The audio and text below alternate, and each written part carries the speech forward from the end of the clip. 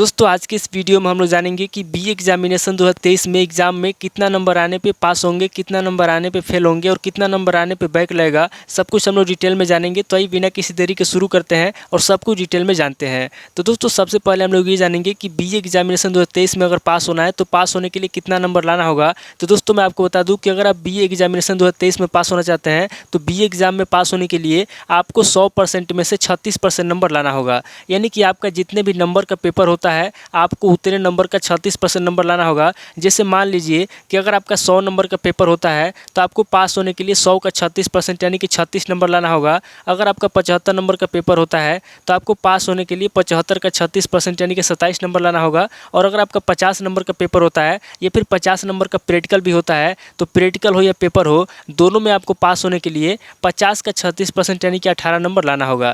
तो यहाँ पे उम्मीद करता हूँ कि आपको समझ में आ गया होगा कि अगर आपको बी एग्जामिनेशन 2023 के अंदर पास होना है तो पास होने के लिए आपका जितने भी नंबर का पेपर होता है आपको उतने नंबर का 36% नंबर लाना होगा। चाहे आपका पेपर 100 नंबर का हो या फिर आपका पेपर 75 नंबर का हो या फिर 50 नंबर का हो, जितने भी नंबर का आपका पेपर होगा आपको उतने नंबर का 36% नंबर लाना होगा। ये बात आपको याद रखना है। तो दोस्तों उम्मीद करता हूँ कि बात आपको समझ में आ गया होगा कि बी एग्जामिनेशन 2023 में पास होने के लिए कितना नंबर लाना होगा। अब आगे दोस्तों हम लोग रिजल्ट के माध्यम से जानेंगे कि बी एग्जामिनेशन 2023 में किस सब्जेक्ट में कितना नंबर आने पे पास माने जाएंगे, किस सब्जेक्ट में कितना नंबर आने पे फेल माने जाएंगे और किस सब्जेक्ट में कितना नंबर आने पे बैक लगेगा। सब कुछ हम लोग रिजल्ट के माध्यम से जानेंगे। तो ये बिना किसी देरी के शुरू करते हैं और रिजल्ट के माध्यम से जानते हैं। तो यहाँ पे आप देख सकते हैं कि आपके सामने पहला रिजल्ट आया है। यहाँ पे आप देख सकते हैं कि आपका 3 सब्जेक्ट का पेपर हुआ है। मान लीजिए कि अगर आप बीए के अंदर हैं और आपने 3 सब्जेक्ट लिया हुआ है। पहला आपका सब्जेक्ट हिस्ट्री है, दूसरा आपका पॉलिटिकल साइंस है और तीसरा आपका हिंदी लिटरेचर है। अगर आपने 3 सब्जेक्ट लिया हुआ है या फिर आपने कोई भी 3 सब्जेक्ट लिया हुआ है तो ये वीडियो आपको बहुत हेल्प करेगी। आपको ध्यान से देखना है और ध्यान से समझना है।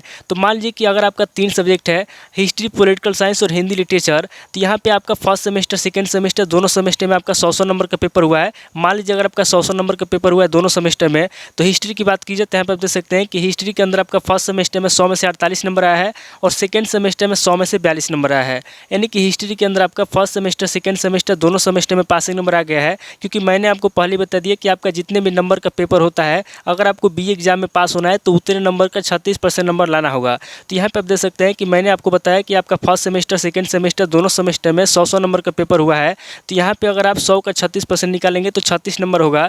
तो यहाँ पे आप देख सकते हैं कि हिस्ट्री के अंदर आपका फर्स्ट सेमेस्टर में 100 में से 48 नंबर आया है और सेकेंड सेमेस्टर में 100 में से 42 नंबर आया है। यानी कि हिस्ट्री के अंदर आपका फर्स्ट सेमेस्टर सेकेंड सेमेस्टर दोनों सेमेस्टर में पासिंग नंबर आया है क्योंकि दोनों सेमेस्टर में आपका 36 नंबर से ऊपर है। अब पॉलिटिकल साइंस की बात की जाए तो यहाँ पर आप देख सकते हैं कि पॉलिटिकल साइंस के अंदर आपका फर्स्ट सेमेस्टर सेकेंड सेमेस्टर दोनों सेमेस्टर में ऑप्शन दिखा रहा है। यानी कि पॉलिटिकल साइंस का दोनों पेपर नहीं दिया गया है, दोनों पेपर छोड़ दिया गया है। अब यहाँ पे हिंदी लिटरेचर की बात की जाए तो यहाँ पे आप देख सकते हैं कि हिंदी के अंदर आपका फर्स्ट सेमेस्टर में 100 में से 42 नंबर आया है और सेकेंड सेमेस्टर में 100 में से 72 नंबर आया है। यानी कि हिंदी लिटरेचर के अंदर आपका फर्स्ट सेमेस्टर सेकेंड सेमेस्टर दोनों सेमेस्टर में पासिंग नंबर आया है क्योंकि दोनों सेमेस्टर में आपका 36 नंबर से ऊपर आया है।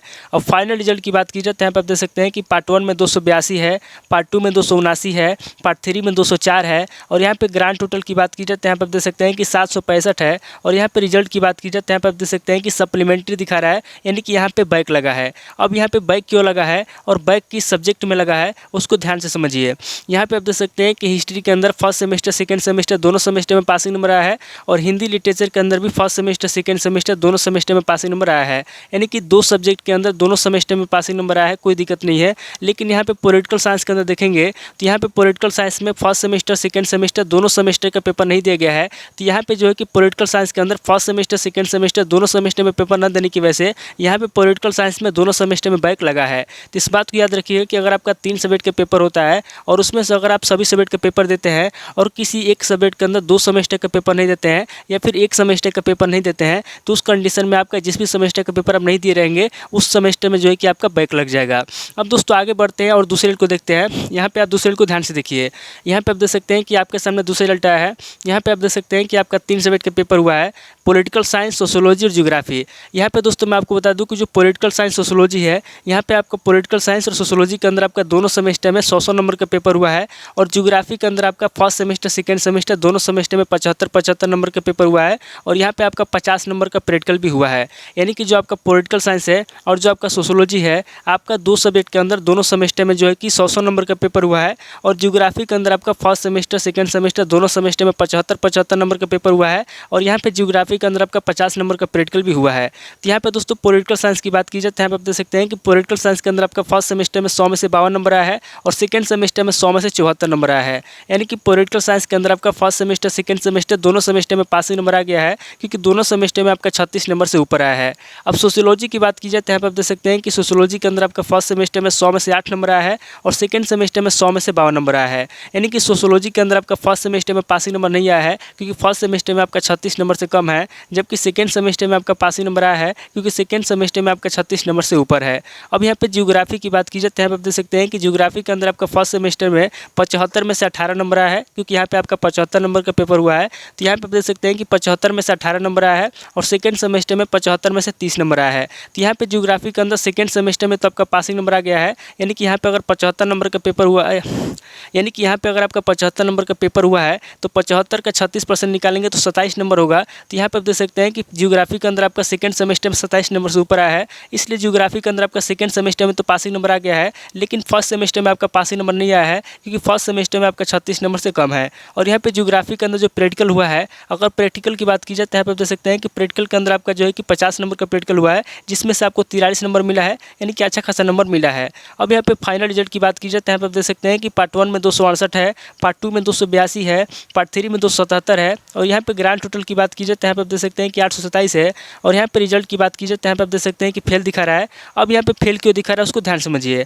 यहाँ पे आप देख सकते हैं कि सोशियोलॉजी के अंदर जो है कि फर्स्ट सेमेस्टर में पासिंग नंबर नहीं आया है, और यहाँ पे ज्योग्राफी के अंदर भी फर्स्ट सेमेस्टर में पासिंग नंबर नहीं आया है, यानी कि दो अलग अलग सब्जेक्ट में दोनों सेमेस्टर में पासिंग नंबर नहीं आया है। तो यहाँ पे दो अलग अलग सब्जेक्ट में दोनों सेमेस्टर में पासिंग नंबर ना आने की वजह से यहाँ पे जो है कि इसको फेल किया गया है। तो इस बात को याद रखिए कि अगर आपका 3 सब्जेक्ट का पेपर होता है और उसमें से अगर आप किसी 2 सब्जेक्ट के अंदर यानी कि अलग अलग सब्जेक्ट में 2 सेमेस्टर में फेल है तो उस कंडीशन में आपको फेल कर दिया जाएगा।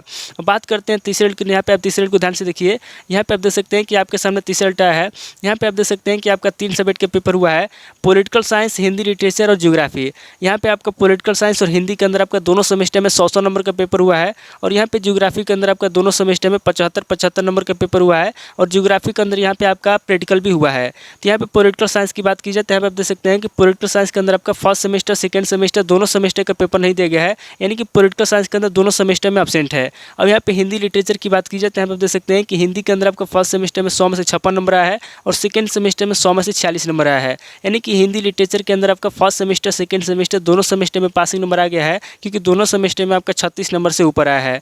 अब यहाँ पे ज्योग्राफी की बात की जाए तो यहाँ पे देख सकते हैं कि ज्योग्राफी के अंदर आपका फर्स्ट सेमेस्टर में 75 में से 39 नंबर आया है, क्योंकि मैंने आपको बता दिया कि ज्योग्राफी के अंदर जो है कि फर्स्ट सेमेस्टर सेकंड सेमेस्टर दोनों सेमेस्टर में 75 नंबर का पेपर हुआ है, और यहाँ पे 50 नंबर का प्रैक्टिकल भी हुआ है। तो यहाँ पे ज्योग्राफी की बात की जाए तो यहाँ पे देख सकते हैं कि ज्योग्राफी के अंदर आपका फर्स्ट सेमेस्टर में 75 में से 39 नंबर आया है, और सेकंड सेमेस्टर में 75 में से 49 नंबर आया है। यानी कि ज्योग्राफी के अंदर आपका फर्स्ट सेमेस्टर सेकंड सेमेस्टर दोनों सेमेस्टर में पासिंग नंबर आ गया है, क्योंकि दोनों सेमेस्टर में आपका 27 नंबर से ऊपर है। और यहाँ पे ज्योग्राफी के अंदर जो प्रैक्टिकल हुआ है, यहाँ पे आप देख सकते हैं कि ज्योग्राफी का प्रैक्टिकल नहीं दिया गया है, यानी कि प्रैक्टिकल में भी एब्सेंट है। तो यहाँ पे फाइनल रिजल्ट की बात की जाए तो यहाँ पे आप देख सकते हैं कि पार्ट 1 में 277 है, पार्ट 2 में 279 है, पार्ट 3 में 190 है, और यहाँ पे ग्रांड टोटल की बात की जाए तो यहाँ पे आप देख सकते हैं कि 746 है। और यहाँ पे रिजल्ट की बात की जाए तो यहाँ पे आप देख सकते हैं कि फेल दिखा रहा है। अब यहाँ पे फेल क्यों दिखा रहा है उसको ध्यान समझिए।